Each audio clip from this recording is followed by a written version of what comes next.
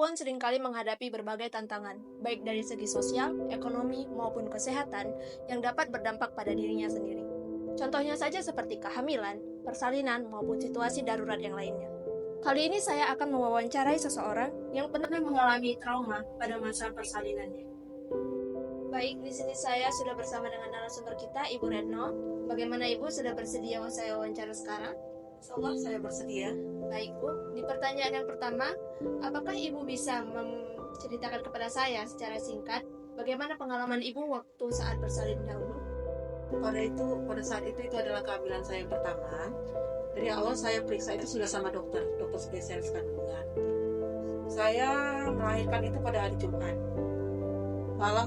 Pagi saya datang karena ada rasa kontraksi, diperiksa dokter dan ternyata kata dokter kemungkinan besar sore saya akan melahirkan, dan dokter pun izin untuk mau sholat Jumat pada saat itu.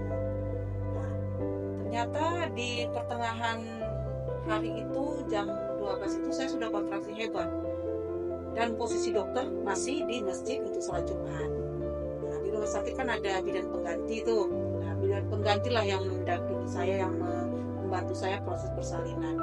Pada saat itu posisi anak saya itu kepalanya sudah keluar.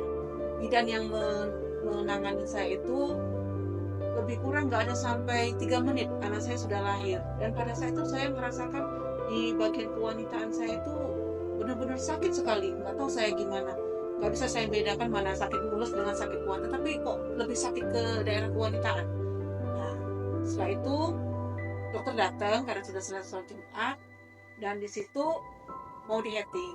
Kata dokter ada robekan, dan itu adalah robekan yang disengaja. Saya nggak tahu. Saya bertanya kok robekan yang disengaja gimana dok? Nah, ternyata kata dokter kemungkinan bidannya mungkin merobek. Nah, jadi itu saya dapat sekitar 12 atau 13 hetingan. Oh, jadi dari cerita yang Ibu jelaskan itu, bahasa medisnya itu adalah episiotomi atau merobek jalan lahir secara disengaja.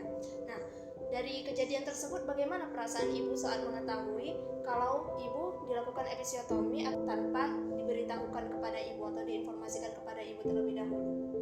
Ya jelas saya terkejut dong, kan karena bidannya nggak ada konfirmasi ke saya, nggak ada bilang bahwa saya akan saya koyak ya Bu atau gimana. Saya jelas terkejut lah, apalagi sudah di heading saya sampai hampir 12 sampai 13 jahitan kan, itu kan udah sangat luar biasa sekali itu. Jelas saya shock lah. Nah, jadi pada saat itu apakah Ibu merasa trauma? Dan kalau misalnya merasa trauma, bagaimana respon trauma Ibu pada saat itu? Ya saya jelas trauma ya, karena melahirkan itu kan sakit, belum sakit di perut, dan ternyata lebih luar biasa sakit di daerah kewanitaan saya kan. Jadi pada saat itu saya jadi takut hamil, takut melahirkan lagi. Takut melahirkan lagi. Makanya kedepannya itu anak pertama dengan anak kedua itu saya bedanya sampai 7 tahun. Wah, panjang sekali ya jaraknya. Baru saya mulai memberanikan diri, mulai menguatkan diri. Dan untuk hamil yang kedua itu saya nggak berani melahirkan lagi normal. Saya minta disesar. Baik Ibu, jadi dari kejadian Ibu itu apa saran dan juga pesan ataupun harapan yang bisa Ibu berikan kepada tenaga kesehatan, terutama atau khususnya itu bidan? Pesan dan harapan saya terkhususnya untuk bidan ya, pesan saya, apapun tindakan yang akan dilakukan dengan pasien itu haraplah dikomunikasikan, dibicarakan apa itu efeknya, apa itu resikonya, dan apa tindakan-tindakan apa yang akan dilakukan. Jadi setidaknya pasien ini tahu dan bisa mempersiapkan diri gitu. Dan harapan saya sih untuk bidan-bidan agar lebih sabarlah dalam menghadapi pasien. Baik Ibu, terima kasih telah menceritakan pengalaman Ibu.